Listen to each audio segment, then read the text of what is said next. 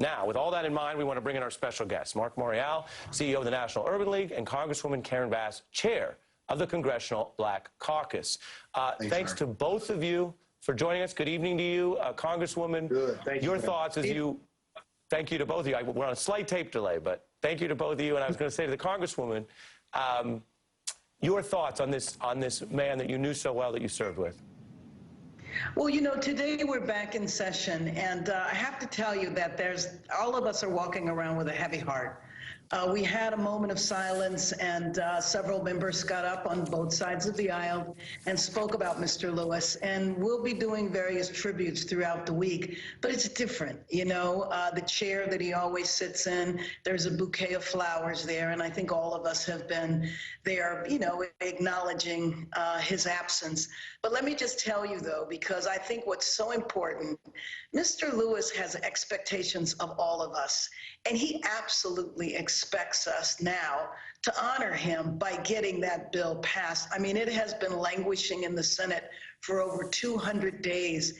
And one of the things every year as we would go to Selma for the pilgrimage across the bridge, my Republican colleagues would come with us and then come right back here and vote against and stand against the very thing they stood next to Mr. Lewis for. It is a shame that so many decades later in the United States, we are still fighting for the right to vote. And we're less than 120 days away from an election. And we know that this time there's a new way to suppress the vote, and that is to make people risk their lives by exposure to COVID in order to vote instead of voting from home. Well, Congresswoman, you know, let's do it. You said this is a part of the legacy here, and that's what's important. Let me put up on the screen for everyone to understand what's been going on just since the Voting Rights Act itself was weakened by that Supreme Court ruling. You have these polling place closures. We've had new voter ID laws. You have the elimination of something that is just helpful to people who are busy and working jobs, which is being able to show up and register and then vote. It's all part of the same goal. Early voting as well has been shortened.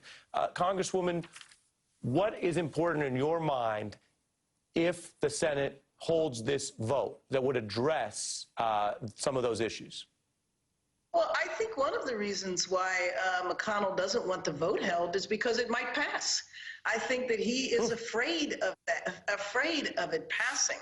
But, you know, I mean, if you just think of it, you ran down the list of things that have been done. It's all under the guise of voter fraud. But isn't it interesting that every time they do find the 1 in a million case of voter fraud, it's a Republican? So just this last week, one of my Republican colleagues was brought up on charges for voter fraud.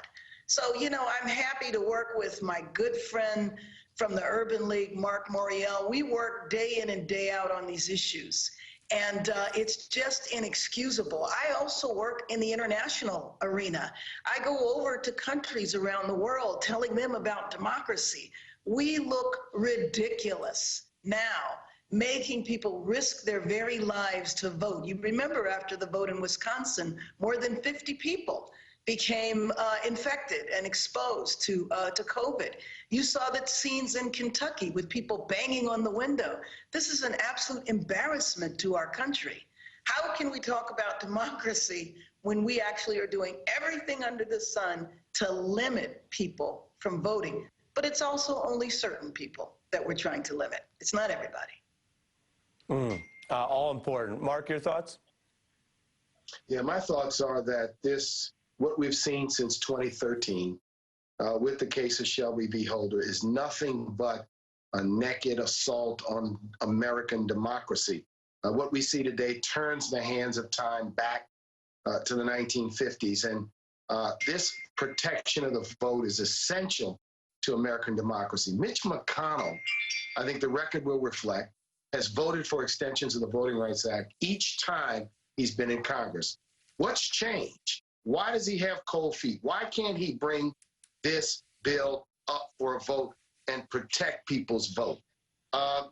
We can honor John Lewis by passing this bill. Yeah. And we can also honor John Lewis by putting this bill on the ballot in the fall if this U.S. Senate is going to drag its feet and say no on this vote. Right. Well, and you just hit it. You both are saying something so important that could get lost in this, which is it is precisely the strength of the legacy of the Voting Rights Act, what John Lewis, what Martin Luther King, what so many people fought for, that it is still hard to vote against it, even if you're a Republican. That there is a political cowardice that relates inverse proportionately to the strength of what Congressman Lewis built. Mark? So two things. I was a intern on Capitol Hill in 1982 working for George Mickey Leland as a law student at Georgetown when the 82 extension passed.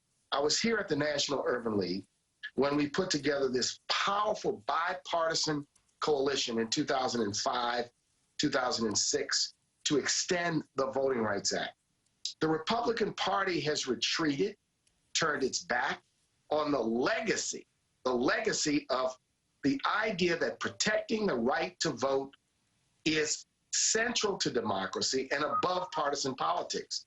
So in this instance, this is a sad day when Majority Leader McConnell will not call for a vote. So we're going to keep continuing to put the pressure on Majority Leader McConnell, and we're going to continue educating the American people as to why this is so essential. These voter suppression tactics are just outrageous. Right. They smack of a medieval effort to just block access to the ballot box, and they're un-American and inconsistent Which is with why democracy. We're going to continue to fight them. And that's why we are staying on that story and scrutinizing it. I know both of you have done so much work. I'm bringing in another special guest related to Congressman Lewis. So I want to thank Congresswoman Bass and CEO of the National Urban League, Mark Morial. Thanks to both of you.